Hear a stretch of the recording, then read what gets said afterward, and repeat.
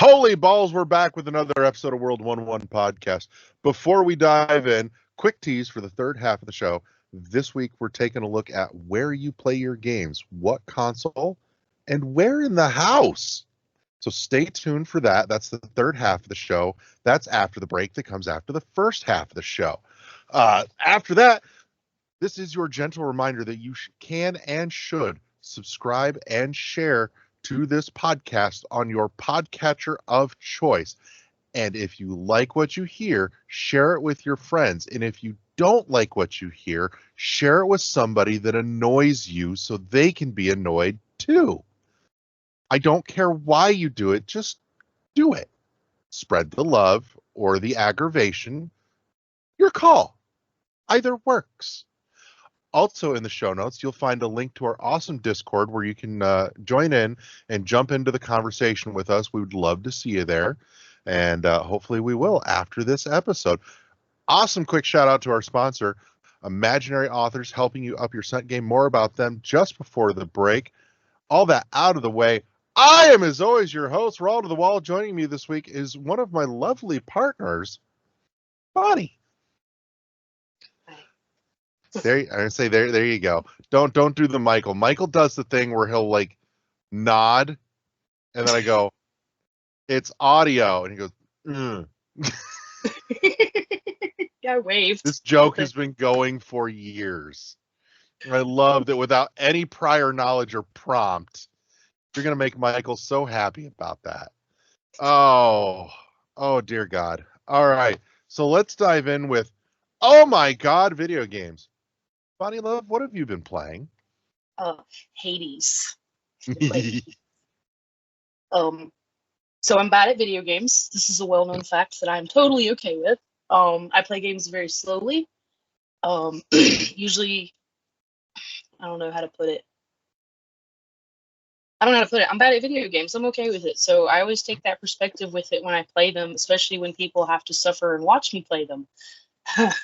I don't think you play them slowly. I think you just play them in small chunks. Well, there's that too, because by the time I'm done working, I have like an hour at the end of my night, and I'm like, all right, this is my gaming hour, and I'm gonna play my game in this short burst. But I'm also just not in a hurry anymore. I used to pressure myself to try and finish them and be a completionist and do all this other, 100%ing thing, and I stopped playing them because of it for a long time. And now I'm like, all right, I'm just going to play. So it took me about 3 or 4 days to realize that you have 2 separate kinds of upgrades where you can upgrade your weapon and then you get boons. I literally just found that out last night. But it's fun. I like that, especially as someone who used to have a perfectionist issue, I can die as many times as I want to, and it doesn't detract from the fun of the game.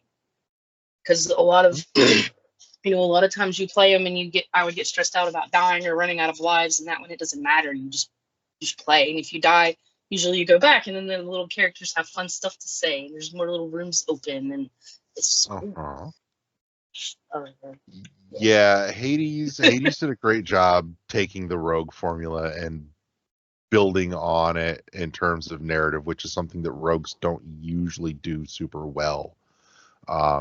Hades was kind of the first to really seem to crack that formula. Dead Cells did a little bit, but Hades is the one that really cracked it wide open. If you're loving Hades and you want a little more, I will shout out another awesome but tragically now defunct, but apparently possibly coming back from the dead podcast. And I know I've talked about him before on the show, and I know I've mentioned him to you before too, called Gameplay, and they actually had a 2-parter episode on Hades that was really fucking good. So well worth checking out if you get the opportunity. But anything else you've been spinning in your disc tray or blowing into your cartridge slot? Well, I played through Islets. That was the first one I played through that you gave me. Islets is so good.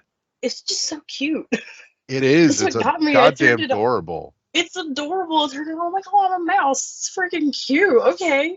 And so I don't know. That was my first really good playthrough of a game since I got the Switch, because I've been playing Pokemon Violet, and that one's open world, so you kind of just start and stop whenever.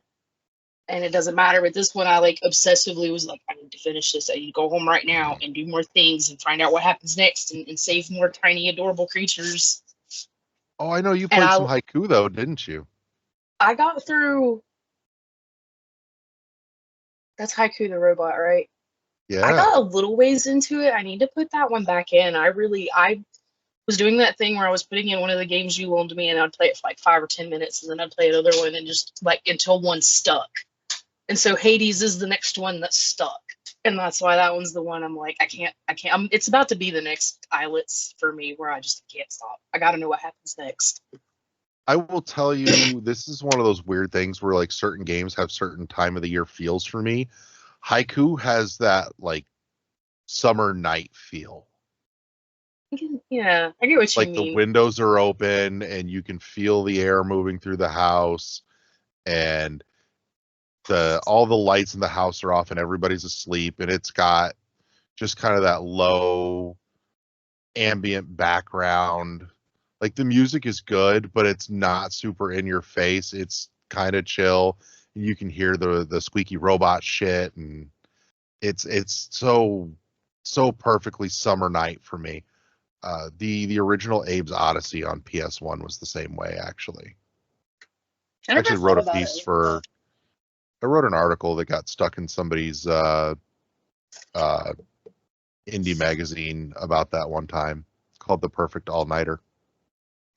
That's cool. I was house sitting for somebody once for like a week, and I brought my PlayStation over, and it was middle of summer, and I was summer break in high school, and sat up all night for a couple of nights playing Abe's Odyssey, and it had all the right feels and color schemes, and it was just so good.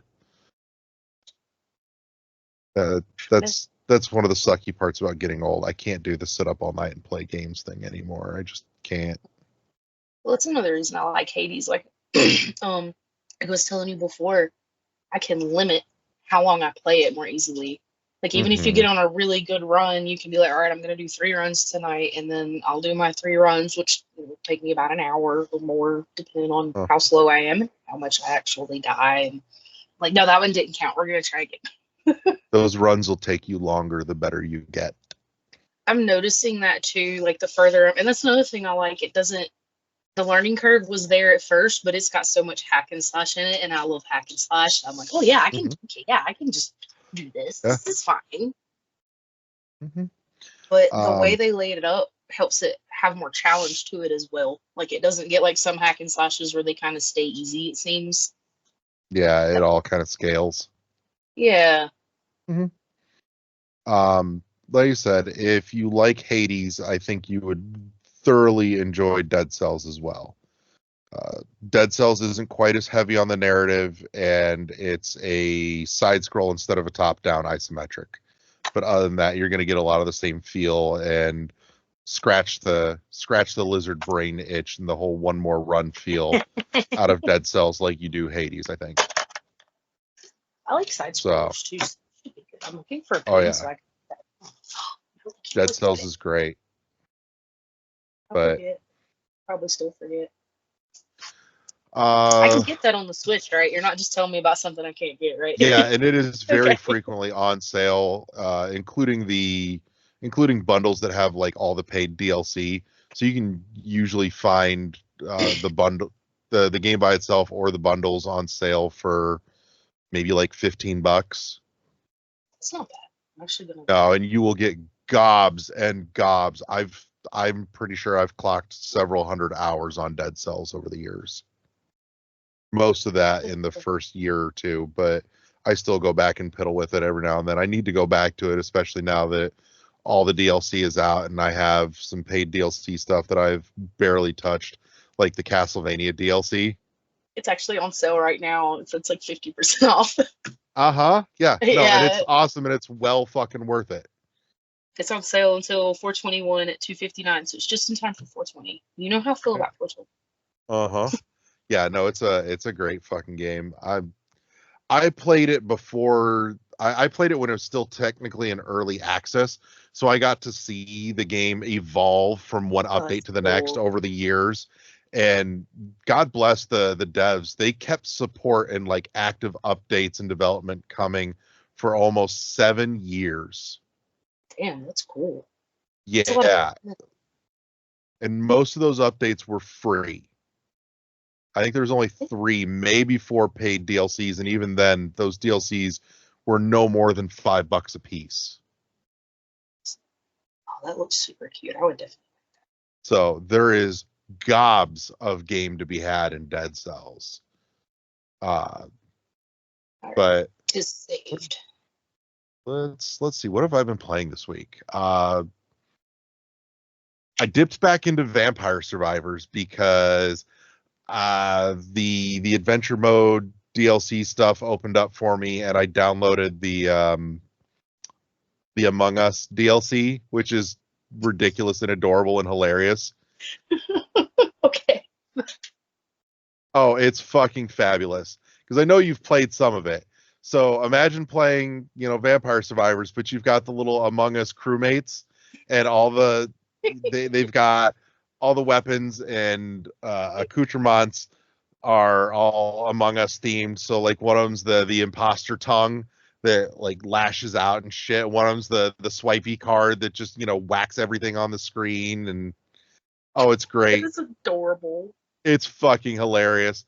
But I picked it back up again because I saw they announced the new like Contra crossover DLC, and I'm kind of stupidly excited for that as well. But I hadn't gotten to play any of the adventure mode stuff, and I wanted to check it out. And I'm like, oh, cool, 2 birds with 1 stone. Let's do this. There you go. Mm-hmm. On Wes's recommendation, I picked up and I finally started playing Balatro, and I may have a problem. That good? It scratches the same itch that Slay the Spire does, and I lost about 6 months of my life to Slay the Spire. Which means I'm just going to be fucked for another 6 months when Slay the Spire 2 comes out. I already know it's coming. I'm just like, yeah, we may as well just block out half the calendar year that year. So when I don't hear from you for a few days, I'll know where to look.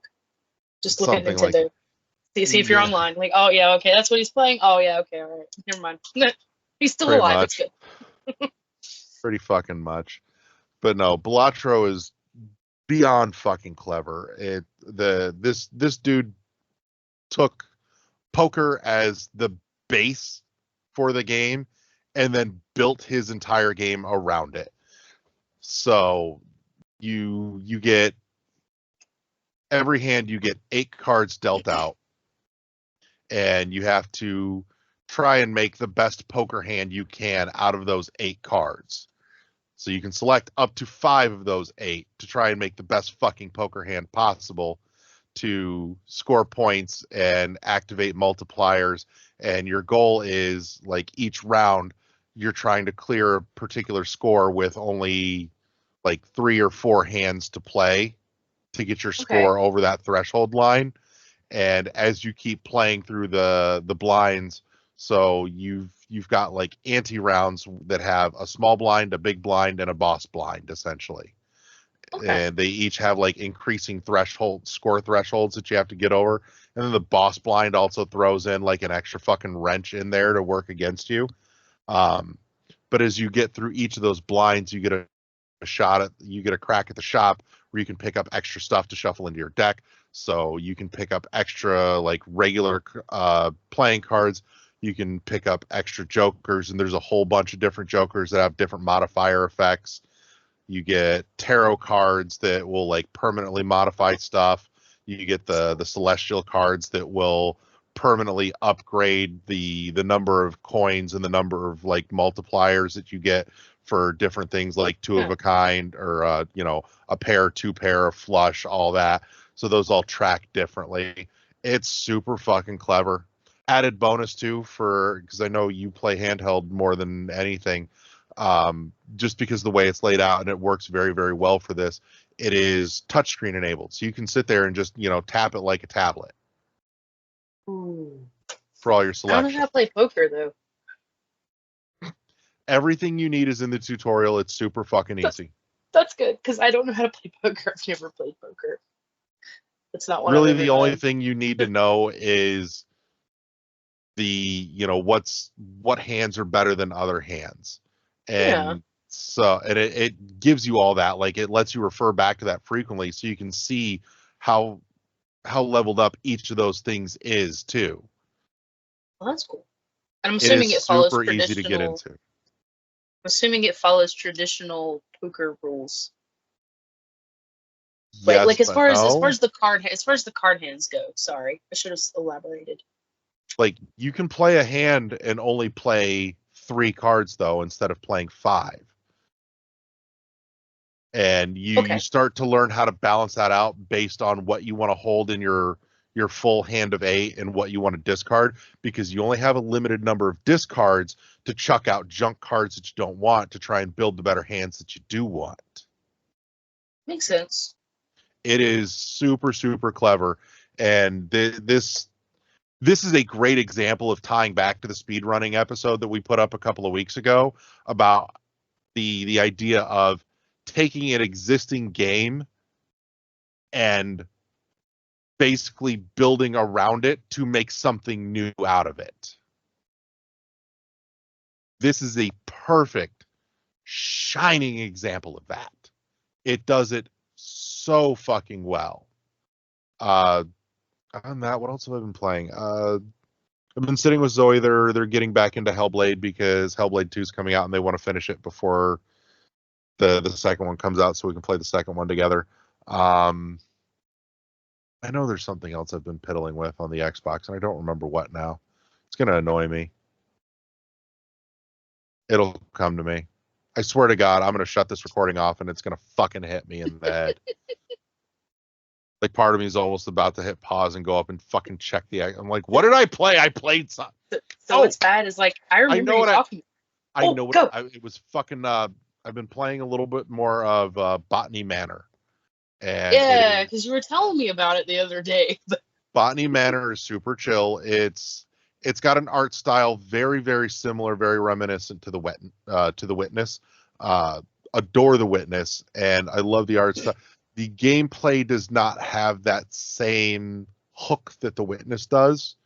It's a puzzle game as well, but it's not as logically demanding. There's definitely a couple of things where I'm looking at it going, I wish it had this. Like, just little minor things that I wish it had Yeah. tweaked. But what is there is really enjoyable, and it's on Game Pass, so I didn't have to shell out for it. I got to, check it out and try it and go, okay, this is not, I could pick this up now and again kind of thing. But it doesn't have the same gravitational pull for me that The Witness did. But I do like it, and I appreciate the art style. I know there was something else. I don't. God, what is it? It's there. It's in. I'm like, what did I fucking play? God, I need to start writing it down every week. I swear to God. I used to be able to do this whole shit without notes, and now I've got fucking notes for show. Like, God, my brain is old and addled and full of holes now. Jesus. You've got left brain and right brain and smooth brain, and I've got like Swiss cheese brain. It happens to all of us. Uh-huh. Yeah, pretty fucking much. But that, I'm pretty sure that's most of what I've been playing. That's all the big meaty stuff. I feel terrible. There was something I was fucking playing and I put down because I started playing Balatro. What the fuck was it? Oh, I know exactly what it was. Jesus. If I tabbed over on my home screen, one more tab. Holy shit. And I knew... That's why I couldn't fucking see it and figure it out. It's because it was so fucking close to Balatro. Because I started playing Slay the Spire again. Yeah, so you told me about that one too. Yeah, I started playing Slay the Spire again because Wes was talking about Balatro. And I'm like, I want to play Slay the Spire again. And then I started playing Slay the Spire. And then I started thinking about it. And Wes was like in my head. And so I went and picked up Balatro and started playing it. And now Balatro's fucking taken over. Oh, God damn it. If you haven't seen it, I will send it to you, and I will even throw a link in the show notes too, because if anybody listening to this has not seen it, you should. Game Maker's Toolkit, Mark Brown did an awesome, I think it was maybe like 10 minutes max, did a great piece on Balatro and like the inherent design fallacy with it that you just can't program out. So, because the thing of it is a big part of the hook of Balatro is that moment of playing your hand and watching your score go up and hoping that you've got enough to clear the threshold. But the thing of it is, if you know your math and you keep track of everything that's going on, you can math it all out beforehand. But it won't tell you the final score until you play the hand. So it's a question of, are you playing because you like the little the lizard brain watch the numbers go up excitement thing that kind of simulates gambling, or are you getting out the pen and paper or the calculator app on your fucking phone and figuring out if this hand is going to get you enough fucking points to win? So you can play it super hardcore, or you can just casually sit back and play and chill. So it's it's fucking awesome. It makes it work for both kinds of players, and that's a really cool fucking trick to pull off. Like, I know it's technically a design logic fallacy, but somehow the bug is the feature. Also, I have this whole retro liminal space 80s 90s midnight vibe thing that I love about it, because it has a whole CRT filter where it kind of simulates the curvature of an old CRT tube screen and like the scan lines going across, and I'm like, oh, that makes me so happy inside. It's so dumb and so fucking useless. It does nothing to the function of the game, but it makes my stupid old brain happy staring at it, and somehow it makes it more comfortable to stare at for longer periods of time, apparently. I don't know that for a fact, but I'm sure if somebody commissioned a study on it, it would be a thing. It makes you happy, and that's what matters. I'm not going to disagree on that, actually. So, but that's I piddled with a little bit of Downwell because I was showing it to Zoe's brother and showing off the flip grip because we were talking about it. That's so a little bit of Downwell in the mix, but not a ton. Mostly straight back to fucking Balatro. I mean, I understand. I mean, you already know what I'm playing, what I'm going to play when I get off here. Uh-huh. Oh, I know. And you should go play more of it. It's fabulous. What I'm about to do. But yeah, I will see if I can dig up links for the gameplay episodes that they did on Hades as well. And I'll send them to you, and I'll stick them in the show notes as well, because God bless, gameplay was such a good show. That is a podcast that I am regularly sad is no more. So, all right. So let's wrap up the first half of the show with a word about our awesome sponsor, Imaginary Authors, helping you up your scent game with fragrances for guys, gals, and non-binary pals, both in not only in colognes and perfumes, but also in perfumed oils, candles, and bar soaps. The City on Fire, I've talked about it a ton. Absolutely my favorite. A 100% fucking panty dropper. Coming in right behind Memoirs of a Trespasser has grown on me to love. Memoirs of a Trespasser is like a mellowed out City on Fire. And it's so good.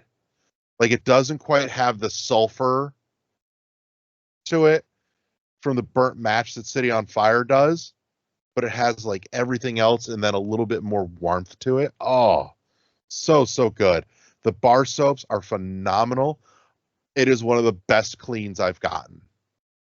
I absolutely I got one bar to try it because I'm iffy because I've done body wash for so goddamn long, and it's been ages since a bar soap competed with body wash for me. But I'm like, you know what?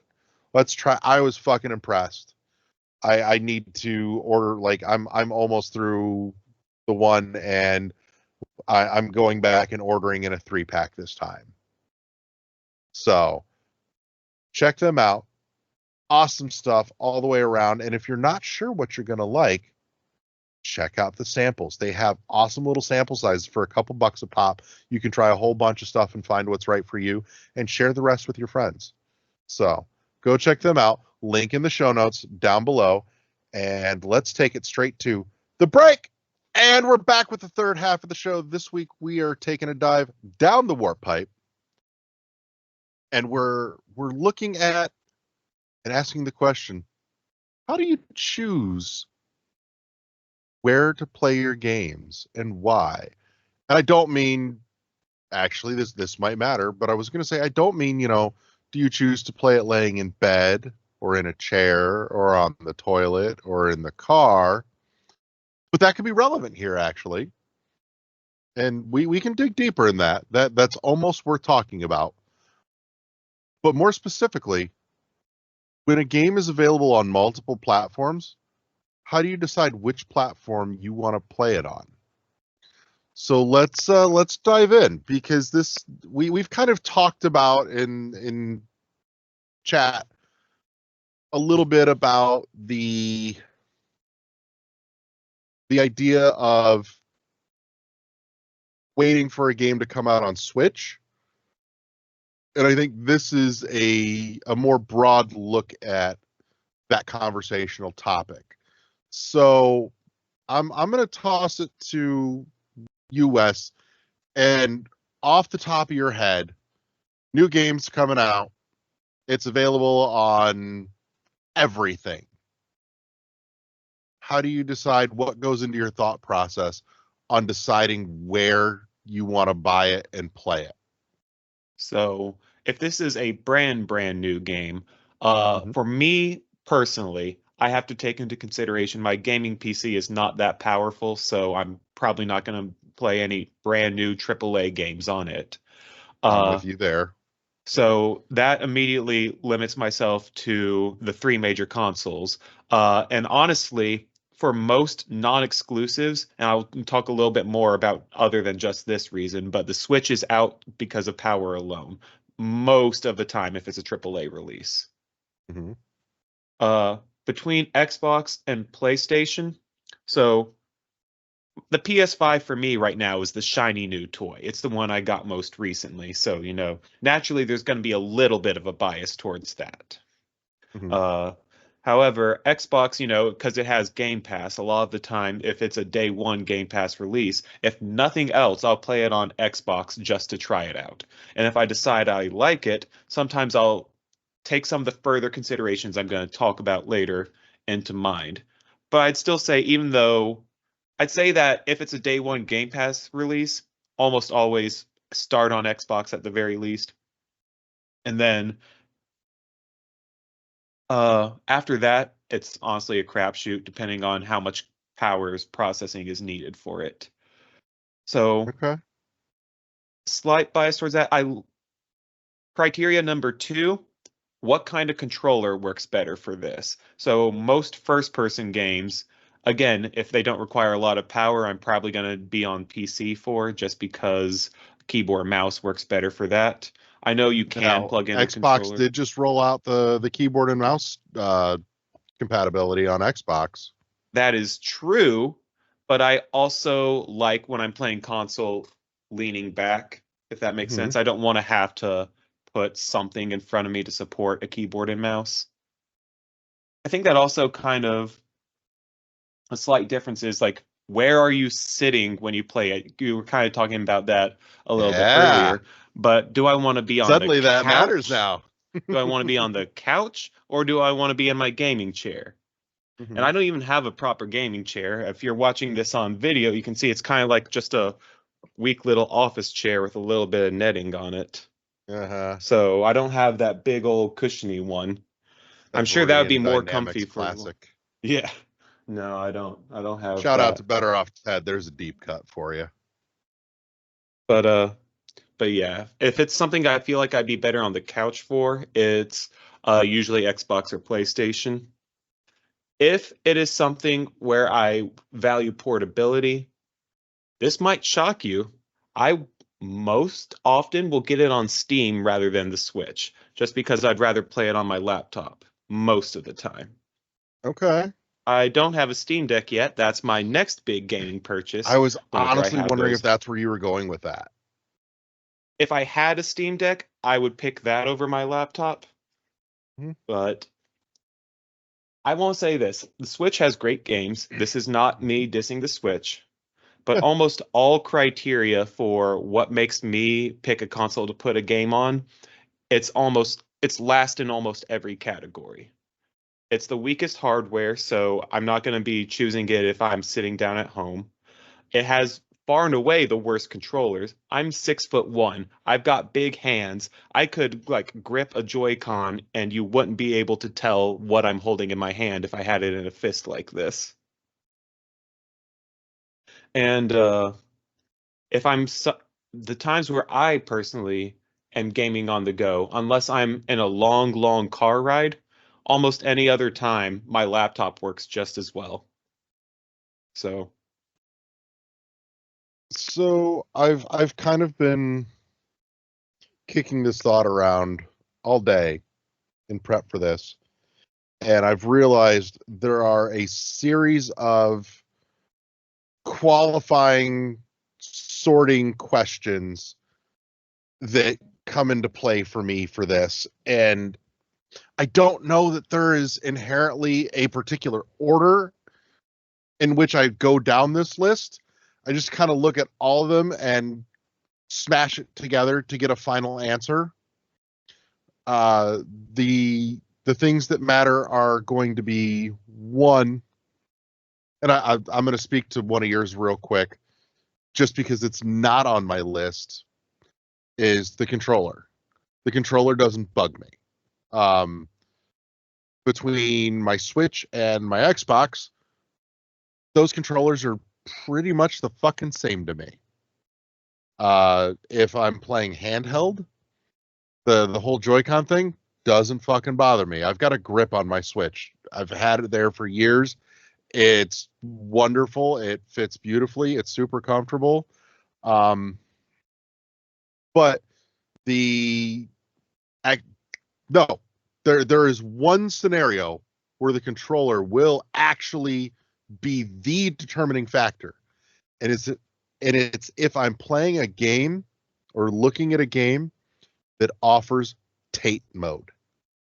Because if I'm looking at a game that offers Tate mode like Downwell or Ikaruga or anything of the ilk, Binary Star Infinity, they're shout out to that deep cut, which if you like shmups, you should play it. It's really enjoyable, excellent, short, digestible, a lot of fucking fun. But if a game has Tate mode, automatically goes on my Switch because I have a flip grip. And here's a weird one for you, because like you, I'm not quite as tall and lengthy, but big old bear paws. However, the flip grip is shockingly one of the single most comfortable ways to play the Switch humanly imaginable. And it doesn't seem like it would be, but the weight distribution makes everything incredible. Like bringing the Joy-Cons in a little bit closer and the weight being in a vertical alignment instead of horizontal works amazingly well. Like you don't expect it, and even holding it, your brain will go, "This shouldn't feel this comfortable," but it does. But at this point, I think that's the only time when controller will ever figure into this equation for me. Past that, what type of game am I playing? What am I looking at? Am I looking at bleeding edge triple A, visual feast for the eyes. If that's the case, Switch is probably not my go-to. Probably. There may be some extenuating circumstances, and we'll get to that. So, retro as opposed to bleeding edge, probably going to lean towards the Switch. Another question that will come in and could modify that is it on Game Pass? Because if it's on Game Pass, I will probably start it on Game Pass before I make a purchase decision. And if I start it on Game Pass and I like it, I will probably stop it pretty quickly and then buy it on Switch, because I like a lot of my retro style indie games on my Switch. It's just kind of my happy place. May I make one small addition to that? If I play a game on Game Pass I really, really like, and I like it enough that I plan on buying it, I also take into account what platforms is it physical on. Yeah, buddy. I'm actually specifically, I know Hi-Fi Rush is on the PS5 now, and that's probably where I'm going to get it physical for the sole reason that I've already beaten it on the Xbox. And so when I do buy it physical, I'll just see what it's like on PlayStation. But let's just say, for the sake of this argument, that Hi-Fi Rush was physical only for Xbox. Let's say that Game Pass, or let's say that Phil Spencer didn't decide to let this one roam free, right? 100%, I'd still buy it physical on Xbox. Absolutely would. And let's say that let's say it's on both PlayStation, Xbox, and Switch, like all three of them available, but it's only physical on one of them. That's the one I'm gonna buy it on, probably. Yep. Other things to consider: what genre am I playing? Because if it's something like and I'll grant you, it's not common for me, but on the rare occasion where one comes up that I want to play, if we're talking an RPG, especially leaning towards the more traditional turn-based, flick through the menus, grindy RPG, I'd rather play that on my Switch, because when I'm going through the grindy sections that are just kind of manual labor, I can pull it out of the dock, lay in bed, and do that shit pretty absent-mindedly while watching something on TV. And then I can throw it back in the dock for like big grandiose scenes and enjoy that on my big screen. That's a big qualifying thing. Is this a sit down for hours on end play session game, or is this a bite size session game? Makes a difference to me. The more bite size, the more I'm probably heading towards my Switch, because I can pick it up, put it down. It's great for when I'm out and about. Like if I'm sitting in the car waiting to pick up Olivia from school and I've got an extra 20 minutes, I can flip on my Switch and play it in the car while I'm waiting. That's the right fit for that. That's one of those things where you look at it and go, yeah, no, this feels like it belongs on the Switch, which was a thing for, a comment made on games for a lot of games for a lot of years at this point.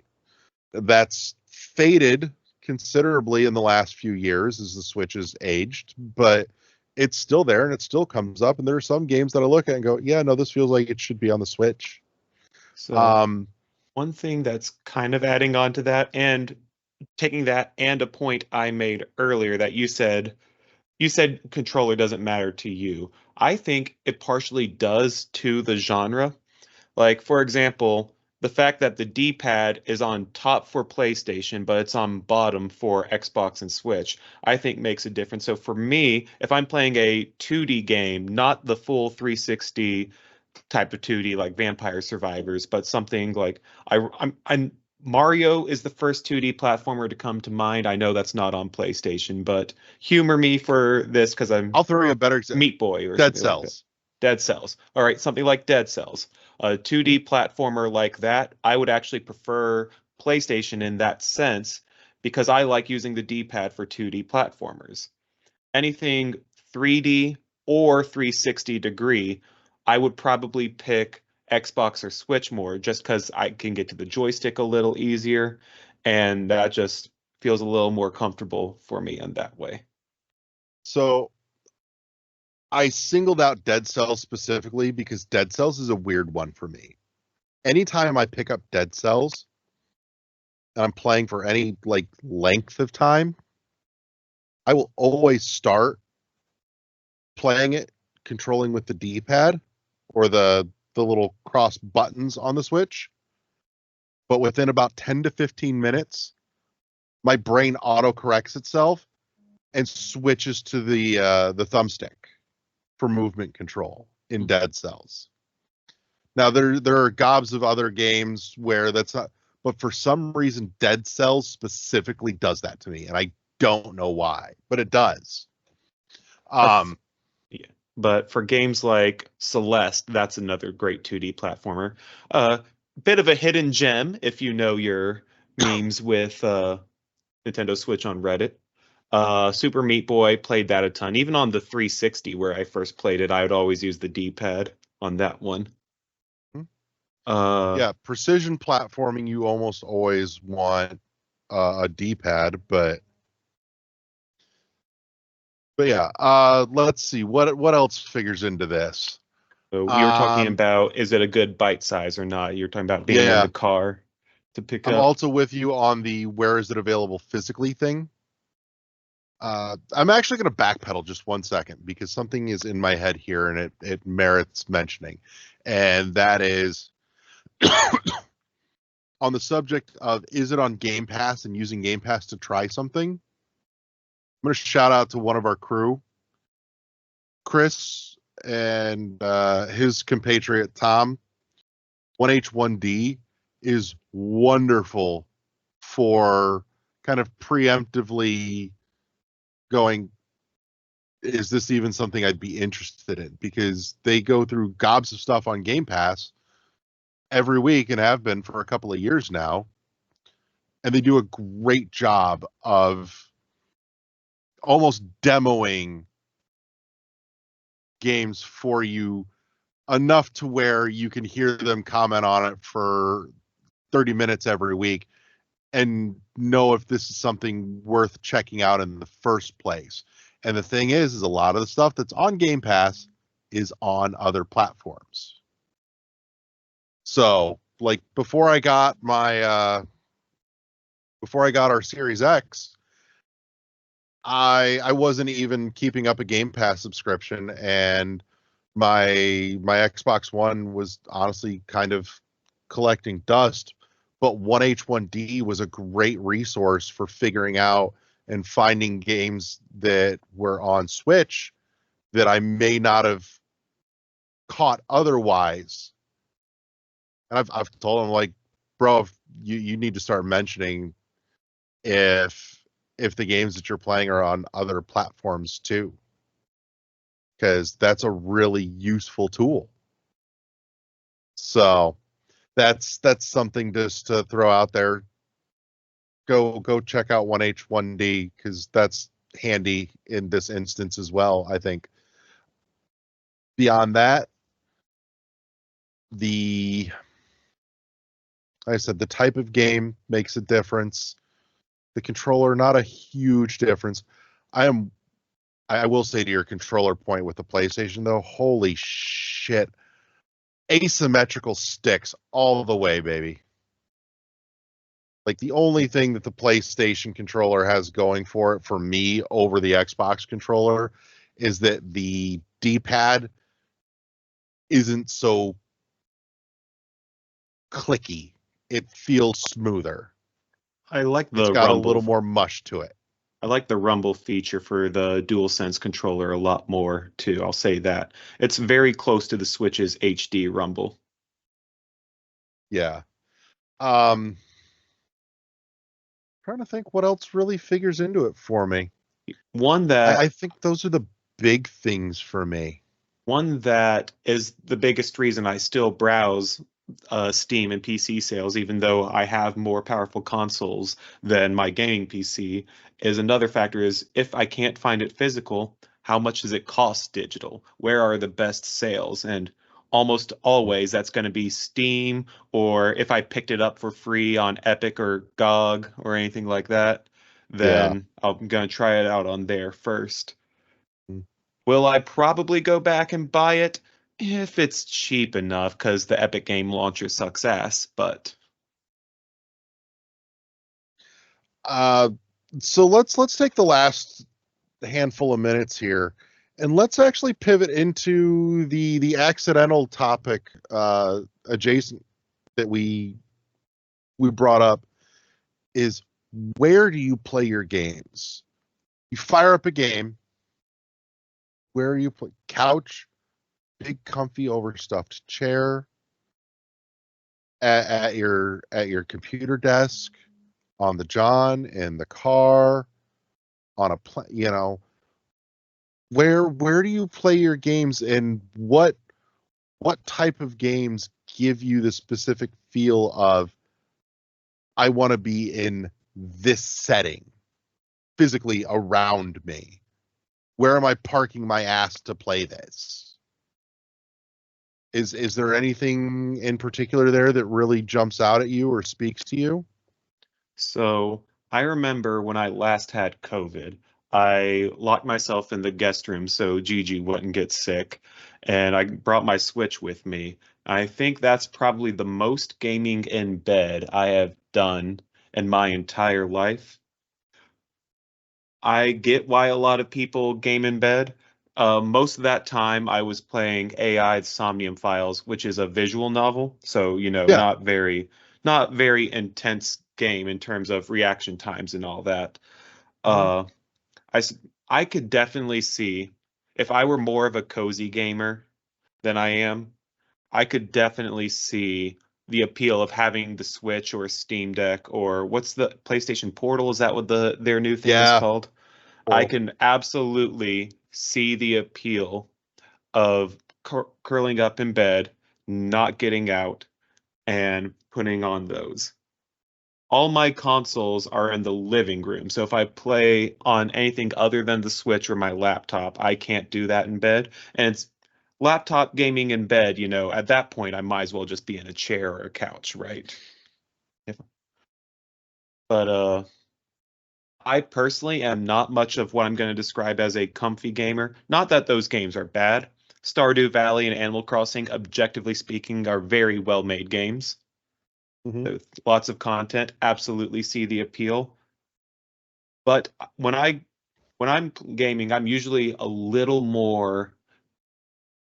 I'm trying to think how I can say this without trying to be that casual gamers aren't real gamers person.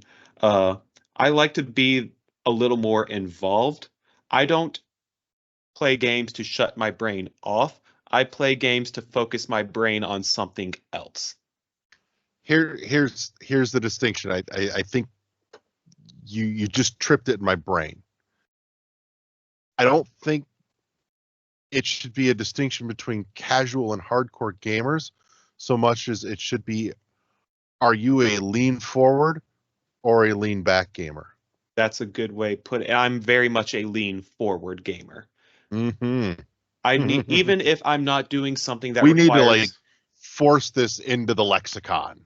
even if I'm not doing something that requires fast reaction times, I need to Hmm. be doing something that's either exercising that or exercising my brain, like strategizing which order to play my hand and slay the spire, or what move am I going to make next in Stellaris or something like that.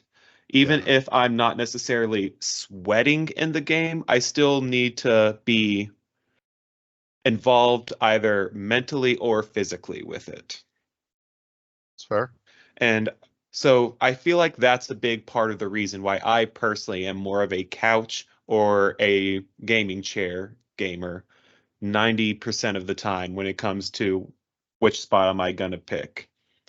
Now, if I have long car ride, or God forbid, if I'm ever in a plane, ugh.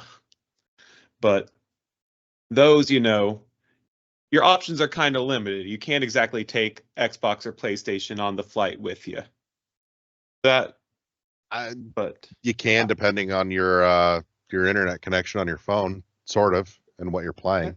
that's true. But in those situations, I will usually bring my Switch and try to see if I can get a few hours in on something while I'm doing that. So when I am traveling, if it's long periods of time and I'm not the one driving, I'm usually going to be bringing something with me. But that's about the only time I would say it's 90% couch or computer chair, 8% bed, 2% other. So I'm a little all over the place, and it very much just kind of there's all sorts of factors that go into it. One is, what system am I playing on, and where is it located in my house? Uh, we we spend a lot of time up in the bedroom. Typically, it's kind of our space for Zoe and I. And so when we got the Series X, that's where the Series X got hooked up. And so a lot of that's also, the bedroom also has the newest and largest screen in the house. So that kind of figures into it as well. Um, Depending on what I'm playing on my Switch, the bed is a nice place for that too. And this is going to be a weird one, and I don't know that it will gel the same for you as it does for me.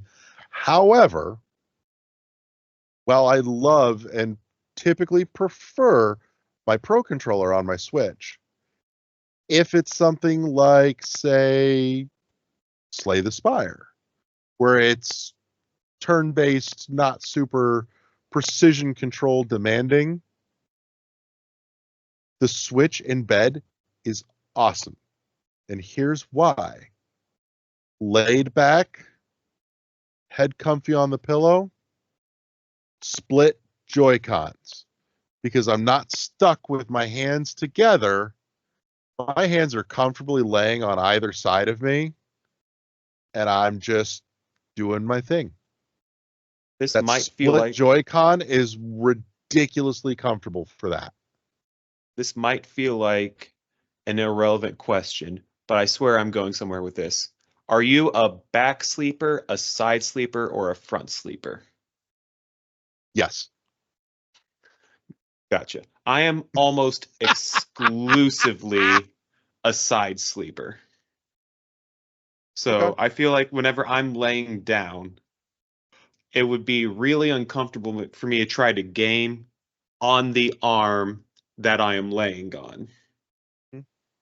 And so I'd have to kind of find a way to get my Switch to stay sideways, or normally when I'm gaming in bed, I have my pillows propped up behind me and I'm sitting against the headboard. Right. So I don't know if it's really properly laying down.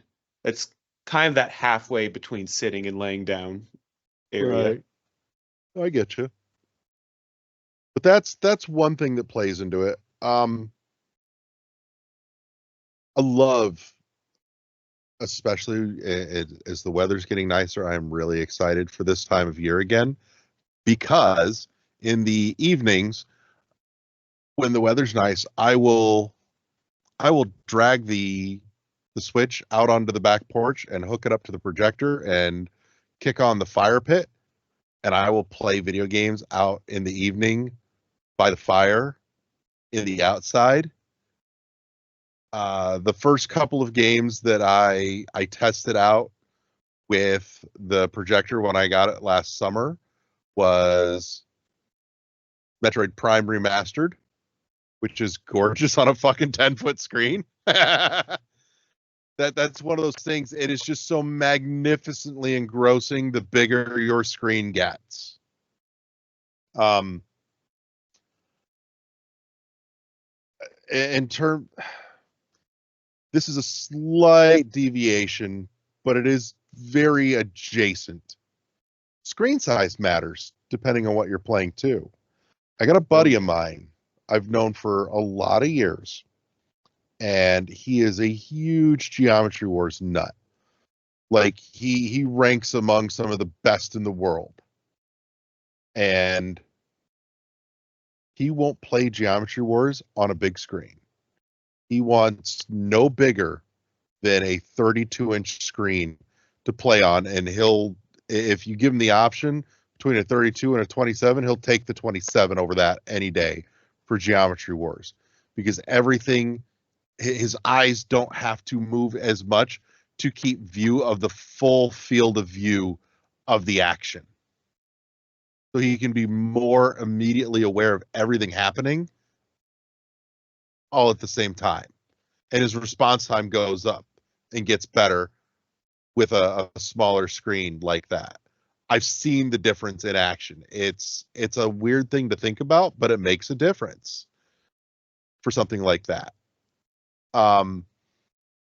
As far as where I'm playing, sometimes it just depends on situational. Like I said, it's not uncommon for me to have my Switch in the car when I know I'm going to be picking up the Munchkin from school, which means I'm probably going to be sitting in the pickup line for like 20 or 30 minutes at least.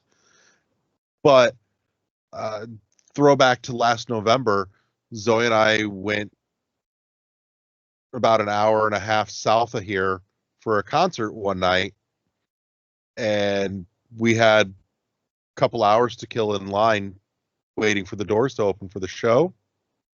I wasn't going to bring my Switch to stand in line at a concert, but you betcha I brought my Game Boy Micro. It was just the right thing. It was the right amount of perfect for portability, pocket sized. I could crack it out, and I didn't feel like I was being spatially intrusive to those around me. Just propped up against a wall and sitting there playing my Micro happily, and just listening to the conversation going on around me. They're all things that matter. Am I playing a game in which is more, and I'm going to throw up in my own mouth for saying this. Is this a more cinematically engrossing experience? If yes, I probably want to play it on a big screen in an overstuffed chair, something where I am actively sitting up and forward and leaned into. Am I playing something that's less precision demanding on the hand-eye coordination? Probably laid back in bed, sprawled out on the couch. It's all about the feel of the game and being in a seating environment that matches the demand and the mood. Beyond that, how much can I shut out all the light? That makes a difference to me. If I'm playing something moody and intense, I want like a pitch black fucking room if humanly possible. That matters. Like the only lights that I want to see if I have the option are coming off the screen and the little connected light on my controller. That's it. Shut everything else out. How much can I deaden the world around me in my setting from one room to another? The living room is great because it's down in the basement. I can turn off all the lights. I can shut off the screens on my desk here, and the only light is the TV. And I can just engross myself, which reminds me I need to get new blackout curtains for the bedroom because the stuff that we have in there is terrible, and trying to do anything game-wise during the day in the bedroom despite that being where I end up playing most things these days, is fucking awful because we got a gnarly glare on the TV during the day from the window over the bed. But anyways, and honestly, that makes a difference too, is at least for me with some of the stuff that I'm playing, is the when, because of the where. Control has been a shining example of this, and I've been running into it with the Dead Space remake as well, is that they are much more difficult for me to be able to sit and play during the day in the bedroom with the Series X because of that glare. And so that makes a difference. One thing I just thought of while you were talking. Do you and Zoe ever game at the same time, like right next to each other, but playing different consoles? Like one of you will have a handheld, one of you will be on console, or something similar. Because Gigi and Yeah. I do that actually quite a lot, where I'm on the PC and she's like right over here on the couch. She's playing Pal World, I'm playing Yakuza, and we're just kind of both big chilling around each other. We do, but not as much. Usually if Zoe is playing something on the TV, I will probably either be involved in a conversation or a phone scroll. I may be laying in bed reading a comic and catching up on some of my reading. That said, there are times where Zoe will be playing something on the Xbox and I'll crack out my Switch. Zoe is not nearly as inclined to game on their Switch as I am, but they will from time to time. Zoe has made it abundantly clear they much prefer the Xbox to their Switch, and a lot of that just comes down to the library of games more than anything. But it's still there, and they still crack it out from time to time for some things. So yeah, no, it's valid. But the fact that we do that, I don't know if it really makes a difference on which console we put it on, but it does, for me at least, matter in the sense that I need to kind of spread out and I can't homogenize all my games on one, because if she wants to be playing Pal World and I want to play Yakuza, well, I have to have access to Yakuza either on Switch, which it's not on, or the PC then. And so I've got the entire catalog. I say the entire catalog. I don't have Like a Dragon on GOG. That's the most recent one that's available on GOG. But I have 0 through 6 on there, as well as they're on Game Pass too. PC Game Pass, both console and PC. Yeah. So that's where I've actually been playing a lot of the older ones, the ones that came out PS4, Xbox One, and earlier. And anything that came out, Yakuza 7 / Yakuza Like a Dragon / Like a Dragon, Like a Dragon, anything that and later, I'll usually play on my Series X. Yeah. Well, before we get too long in the tooth, let's wrap this up. Huge thank you to Wes for jumping in and joining me in this conversation tonight. Like I said, shout out and props to you for the topic tonight. Riker and I were actually just talking about this a day before you popped this into chat, which you were clearly tuned into some like fucking telepathic vibes. That was hysterical to me. Shout out to everybody that tuned in and listened this week. Thanks for hanging out and joining us. We hope you enjoyed. If you did, subscribe, share, depending on your platform, leave us a comment. Let us know what goes into your decision-making process on where what platforms you buy your games on and where you physically sit and play them. Because I think that's just as interesting of a question, if I'm being entirely honest. Shout out to our awesome sponsor, Imaginary Authors, helping you up your scent game with fragrances for guys, gals, and non-binary pals. Don't forget, if we would love to hear your feedback, your thoughts, and you can share them and jump in the conversation with us in our Discord. Link in the show notes down below. So jump in, come say hi, and let's have a conversation. I think we've pretty much covered it. Oh, real quick housekeeping note. If for any reason you're having hiccups with getting our show in your podcatcher feed, know that we are working on it. We have just migrated from Podbean to Transistor, and there may be a couple of little hiccups along the way. Plus, I know with Google Podcasts having shut down and moving everything over to YouTube Music, we are attempting to work out the kinks in this horribly executed platform transition. Thanks, Google.